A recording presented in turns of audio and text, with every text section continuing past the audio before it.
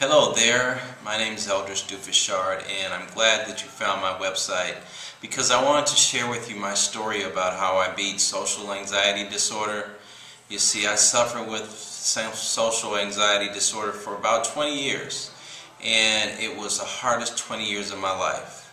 Going to the grocery store, getting all freaked out about people judging me, getting up to the front of the counter to where checkout was at to pay for groceries, getting so fearful and starting to sweat profusely and just leaving my groceries behind and having to leave the store just to go stop through at a drive-through at a fast food chain just to eat, or going through the airport and going through security lines and just start sweating like crazy and really feeling people looking at me. At this point, they were actually looking at me because one of my manifestations from my social anxiety was that I sweat like crazy, uncontrollably, and I couldn't stop it. Once it started, it would just keep going and my clothes would get soaking wet, and it was just so embarrassing. So imagine going through the airport, going through security, and you're sweating like crazy thinking that everybody is already looking at you, and then they are really looking at you because you're sweating and you look like you're a terrorist or someone who's having a heart attack. Even the holidays were really tough for me, going to spend time with my family, because I always felt like an outsider, so to speak, but I was really afraid of people just questioning me about how my life was going and things of that sort. And I used to avoid my family so much during the holidays because of my social anxiety disorder.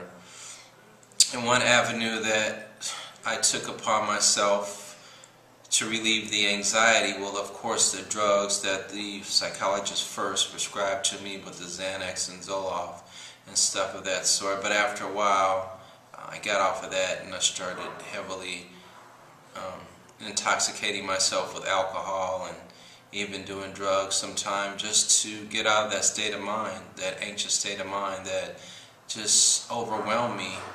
Pretty much 75% of the time, I would say the 25% of the time it didn't overwhelm me was when I was at home and really just being by myself. So it was a struggle, but through my efforts, I always knew that I could get past it.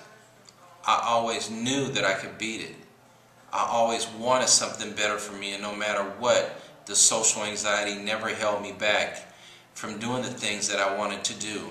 Yeah, when I got there, I didn't feel like I wanted to feel, happy and joyous and everything, because I was still in a state of like being a prisoner in my mind.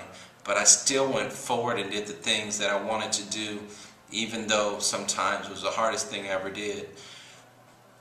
And it was through those struggles that I really started to meet people that really understood me somewhat. For the longest, I kept it from my family and friends, and then when I did share with them, they would tell me just to get over it.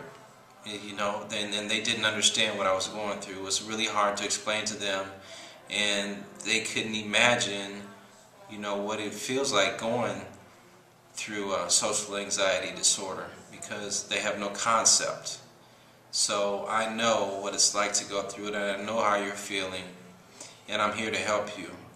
I have several ways that I started to institute in my life, several steps, several techniques that I used on a daily basis to help me get through the day. And I've come up with a process that can help you like it helped me. And to this day, I still do these processes. And trust me, my life has changed tremendously.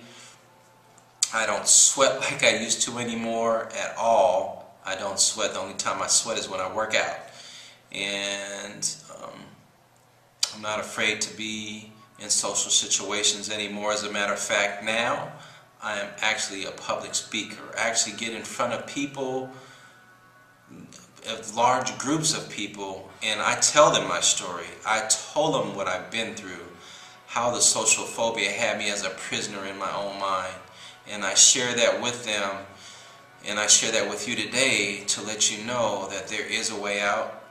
And people going through any types of struggles, any type of anxieties, any struggles in their life for that matter, I can help them get through with some techniques that I've been coached on, and people have come into my life, have helped me reprogram my subconscious mind.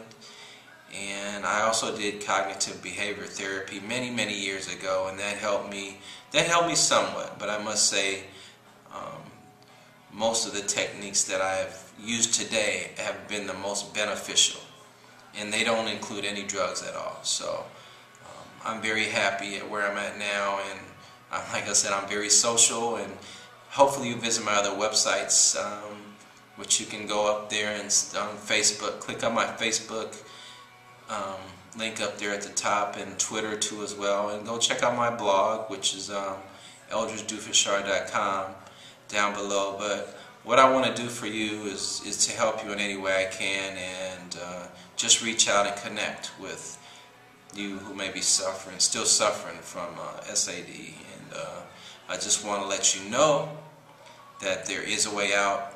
And don't ever give up, no matter what anybody tells you. Please don't ever give up.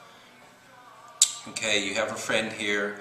Make sure that you leave your information in the box below, your name and email address, and I'll contact you and see how we can work together, because I truly feel that I went through that for a reason, and now that I've gotten through it, I really want to help as many people as I can become better. Because trust me, I know what you're going through, and there's a light at the end of the tunnel. So bless you, take care, and leave your information. I'll contact you, okay? Take care. Bye.